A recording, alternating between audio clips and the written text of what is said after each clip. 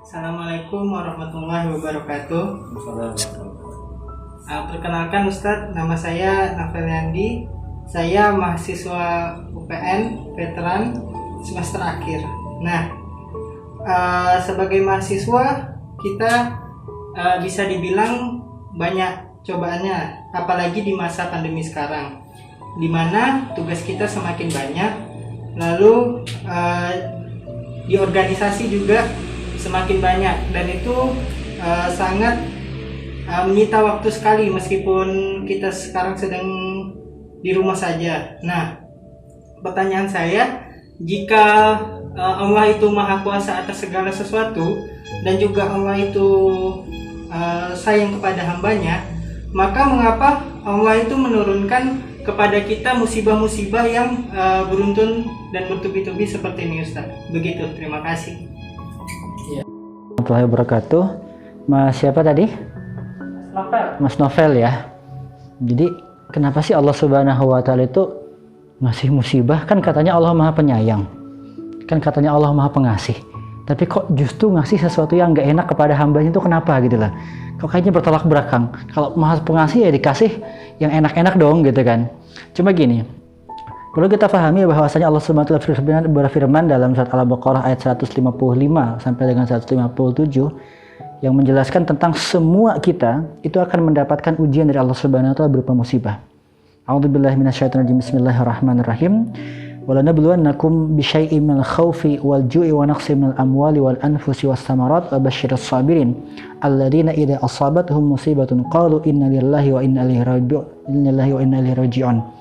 Jadi semua dari kita, entah itu yang beriman maupun tidak, entah itu yang bermaksiat maupun yang berbuat baik, entah itu yang masih kecil maupun yang sudah dewasa, entah itu yang sekarang maupun yang masa lalu, atau siapapun yang akan datang, itu semua pasti akan mendapatkan musibah. Sebagai bentuk apa?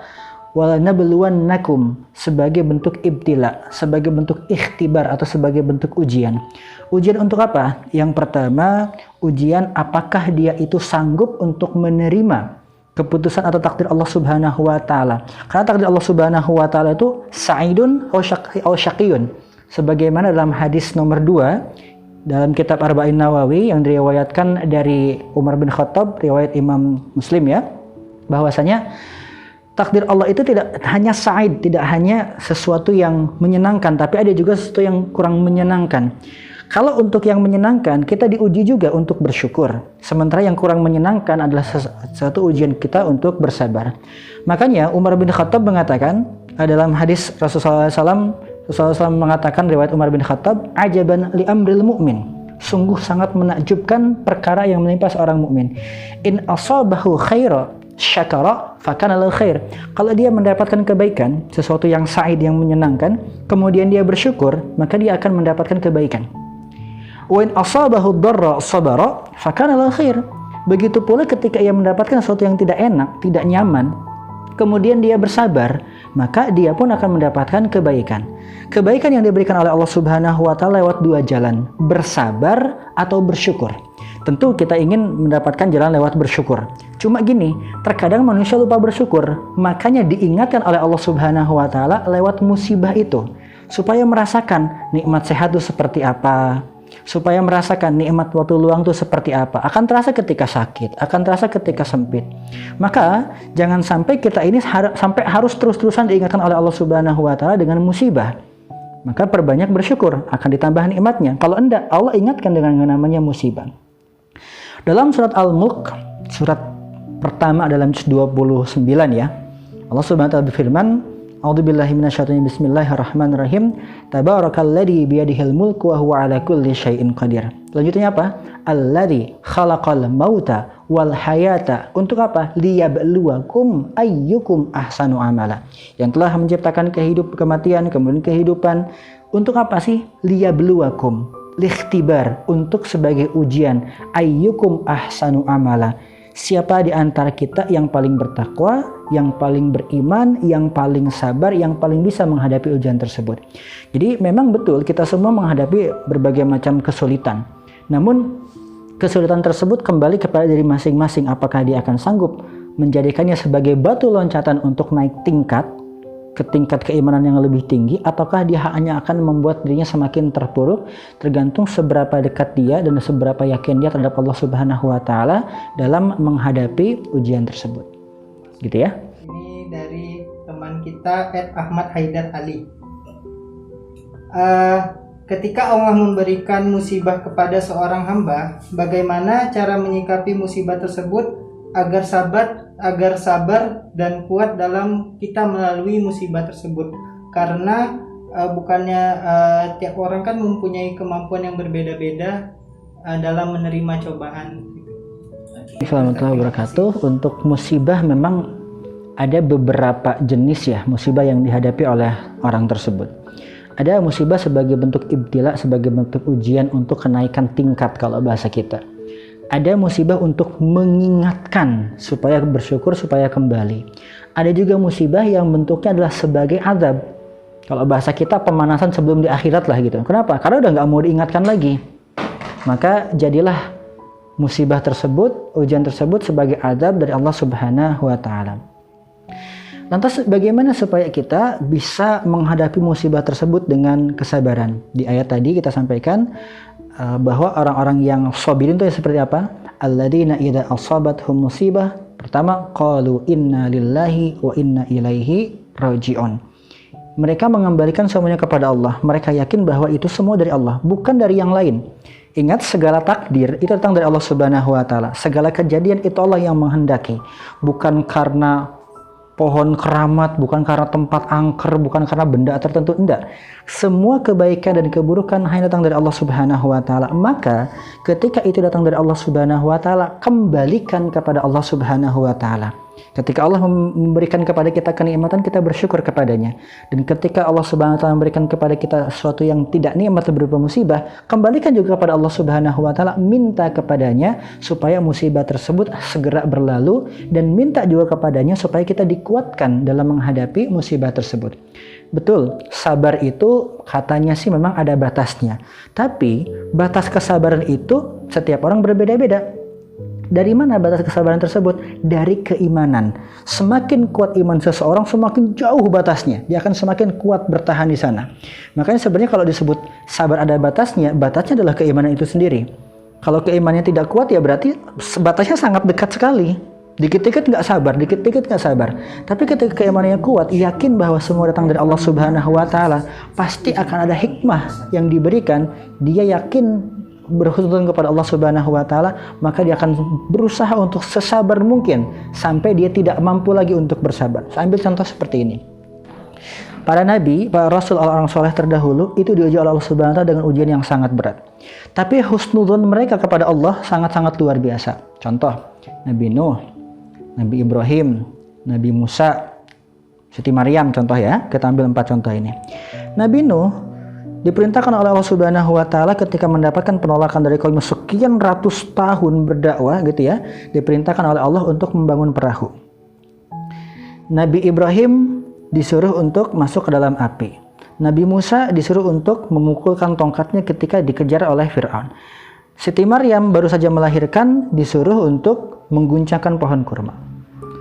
Nabi Nuh untuk bangun perahu bukan suatu perkara yang aneh, cuma disuruh bangunnya itu di mana? Di atas bukit tertinggi, di puncak gunung.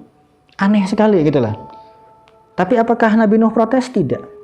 Husnudzon bahwa akan ada pertolongan dari Allah Subhanahu wa Ta'ala. Ada maksudnya gitu lah. Nabi Ibrahim masuk ke dalam api yang sangat panas. Yang dimana kita tahu bahwa api itu membakar, bahkan sangat besar sekali kobarannya. Tapi berhusnudzon kepada Allah Subhanahu wa Ta'ala bahwa Allah akan menolongnya. Nabi Musa, dari belakang tentara Fir'aun mengejar siap untuk membantai. Di depan adalah laut yang sangat dalam dan sangat ganas ombaknya. Tapi diperintahkan oleh Allah Subhanahu wa Ta'ala untuk memukulkan tongkatnya ke pasir. Husnudzon kepada Allah bahwa akan ditolong dengan perintah tersebut. Termasuk Siti Maryam baru saja habis melahirkan, keadaan lemah, letih, lesu, sakit, tidak punya tenaga, tapi malah disuruh mengguncangkan pohon kurma. Pohon kurma itu lebih besar daripada pohon kelapa dan lebih pendek, artinya lebih kokoh gitu loh. Ini semua perintah ini perintah yang mustahil. Kalau bahasa kita yang nggak masuk akal lah. Cuma karena keimanan mereka kepada Allah Subhanahu wa taala, Allah turunkan pertolongan. Nabi ini diselamatkan dari banjir yang sangat besar. Nabi Ibrahim dijadikan api itu dingin, bahkan tidak ada satu helai rambut pun yang terbakar. Nabi Musa sampai bisa membelah lautan dengan izin Allah, selamat dari kejaran Fir'aun, malah Fir'aun yang tenggelam. Siti Maryam karena memang hanya kuatnya hanya menepuk-nepuk saja, gak sanggup mengguncangkan, tapi setelah berusaha Allah turunkan kurma yang matang, kurma yang manis sebagai bentuk tambahan tenaga baru saja melahirkan. Kita pun demikian. Kita diuji oleh Allah Subhanahu wa taala dengan berbagai macam musibah. Selama kita yakin bahwa Allah Subhanahu wa taala akan mengangkat musibah tersebut, selama kita yakin bahwa Allah akan menggantikan dengan sesuatu yang lebih baik lagi, selama kita berhusnudzon kepada Allah, pertolongan akan datang selagi kita mampu berusaha dan berdoa, insya Allah itu semua akan terlalui dengan baik. Seperti itu. Baiklah Ustadz, ini ada pertanyaan masuk lagi dari teman kita, yaitu @sobarun Arif. Assalamualaikum warahmatullahi wabarakatuh. Semoga Ustadz dan keluarga selalu diberikan kesehatan. Akhir-akhir ini banyak beragam musibah yang menimpa negeri kita tercinta, yaitu Indonesia. Mulai dari pandemi COVID, banjir, longsor, gempa bumi hampir di seluruh bagian Indonesia. Pertanyaannya, sebaiknya bagaimana kita menyikapi hal tersebut dan hikmah pelajaran apa yang bisa kita ambil sebagai orang yang terkena bencana dan juga sebagai orang yang tidak terkena bencana. Jadi bagaimana sikap kita terhadap saudara-saudara kita yang terkena banyak bencana seperti ini, Ustadz. Terima kasih. Berbagai macam musibah, berbagai macam bencana, itu semua atas kehendak Allah Subhanahu wa taala. Kalau dalam Al-Qur'an, zaharul fasadu fil barri wal bahri bima kasabat aydin nas. Semata-mata karena memang ulah manusia itu sendiri. Ada bencana yang Allah turunkan untuk memang karena kemaksiatan yang dilakukan oleh manusia itu sendiri. Wabah COVID yang terjadi, gunung meletus di mana-mana, ya belum gempa bumi, longsor, banjir sekarang di mana-mana. Itu semua sebuah peringatan dari Allah Subhanahu wa taala agar kita lebih mendekatkan diri kepada Allah Subhanahu wa taala lagi. Tentu di antara kita ada yang terkena, di antara kita juga ada yang tidak terkena. Cuma gini, dalam surat Al-Anfal ayat 25, Allah Subhanahu wa taala berfirman, wattaqu fitnatal ladzina la tusibanna wattaqu fitnatal la tusibanna alladziina zalamu minhum khassah. Takutlah kalian terhadap suatu musibah, suatu bencana yang tidak hanya menimpa orang-orang zalim saja. Tidak hanya menimpa orang-orang yang bermaksiat saja, tidak hanya menimpa orang yang melakukan perbuatan dosa. Yang enggak melakukan perbuatan dosa bisa terkena azab tersebut, bisa terkena musibah tersebut. Karena Rasulullah SAW bersabda ketika Allah SWT menurunkan adab itu ya umul jami', itu terkena semuanya. Kenapa bisa seperti itu? Karena orang-orang membiarkan kemaksiatan merajalela tanpa adanya amar ma'ruf nahi mungkar. Jadi kalau misalkan ada kemaksiatan merajalela tanpa adanya amar ma'ruf nahi mungkar, ketika Allah turunkan bencana, Allah turunkan adab, yang kena itu bukan cuma orang yang zalim saja. Orang yang tidak melakukan dosa pun dia akan terkena. Cuma bedanya gini, kalau orang zalim itu sebagai adab, hukuman tersebut atau bencana tersebut sebagai adab. Bagi orang yang membiarkan kezaliman tersebut, walaupun dia nggak melakukan, tapi membiarkan kezaliman tersebut, ini sebagai hukuman atas pembiaran dari kezaliman yang terjadi. Nah, ada juga orang yang berusaha mengingatkan, tidak melakukan kemaksiatan, bahkan berusaha mengingatkan, terkena juga. Ini bentuknya sebagai penghapus dosa. Jadi musibah itu juga bisa sebagai penghapus dosa bagi orang-orang yang beriman. Nah, ketika kita ditimpa dengan musibah, bersabar. Sabarnya apa? Sabar itu bukan diam. Sabar itu bukan pasrah. Sabar itu korelasi dengan tawakal. Dan tawakal itu ada dua unsur, yaitu berusaha dan berdoa. Jadi bukan cuma diam saja. Kalau kita sakit, sabarnya dengan cara apa? Dengan cara berusaha untuk sembuh, berobat, meminta kepada Allah Subhanahu wa taala. Kemudian serahkan kepada Allah, itu bentuk sabarnya. Bukan kalau sakit ya udahlah sakit aja, tinggal mati ya mati, enggak seperti itu. Ketika terkena musibah apapun, bencana alam dan lain-lain, berusaha terlebih dahulu. Itu dari bentuk kesabaran. Jadi sabar itu bukan pasif, bukan. Sabar itu bukan diam, karena sabar itu beberapa jenis ya. Ada sabar terhadap musibah, Ada sabar terhadap kemaksiatan, ada sabar terhadap ketaatan. Kalau sabar terhadap musibah, kita menerima dari Allah Subhanahu wa Ta'ala sambil berusaha keluar dari musibah tersebut. Kalau terhadap kemaksiatan, kita diminta untuk diam dan tidak mengikuti ajakan kemaksiatan tersebut. Tapi kalau sabar terhadap ketaatan, kita diminta untuk melaksanakan dengan totalitas sebaik-baiknya. Maka bagi yang tidak terkena musibah, pertama bersyukur karena tidak terkena musibah, gitu ya. Jangan lupa bahwa itu merupakan suatu karunia dari Allah Subhanahu wa Ta'ala. Ketika kita orang-orang yang dekat dengan Allah, itu karunia. Ketika kita jauh dari Allah, nggak kena musibah juga. Hati-hati, itu namanya ujian istidraj. Gitu ya, itu ujian istidraj. Nah, jika kita yang terkena musibah, maka senantiasa kita introspeksi diri. Jangan-jangan musibah yang terjadi terhadap kita ini karena kesalahan kita. Lupa kita zikir, lupa kita istighfar, lupa kita saling mengingatkan. Gitu ya. Nah, makanya apa? Kita berusaha untuk saling membantu. Bagi yang tidak terkena musibah, bersyukur dengan membantu orang-orang yang terkena musibah. Dengan seperti itu, insya Allah Allah akan menjaga diri kita dari musibah yang ada. Maka dari itu, segala musibah yang terjadi di negeri kita, ya entah itu COVID-nya lah, entah itu bencana alam lah, atau mungkin rusaknya akhlak lah, mari kita perbaiki dari mulai dari diri kita sendiri. Yuk kita perbaiki dulu diri kita.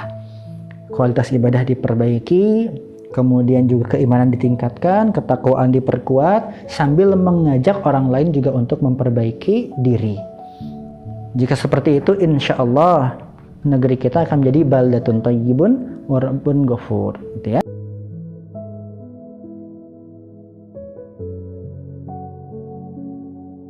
Warahmatullahi wabarakatuh. Teman-teman sekalian, perkenalkan, kami dari Takmir Masjid Kampus Nurul Taqwa UPN Veteran Yogyakarta. Kami memiliki channel YouTube baru yang namanya adalah Masjid Nurul Taqwa UPN VYK. Jangan lupa di subscribe, di like, comment, and share teman sekalian. Karena apa? Karena setiap pekannya kami akan mengupload, setiap hari minggunya kami akan mengupload video-video untuk kalian semua. Video apa tuh? Otomatis video yang bermanfaat, video kajian dan lain sebagainya untuk kalian semua. Terima kasih teman sekalian. Kami tunggu di YouTube. Wassalamualaikum warahmatullahi wabarakatuh.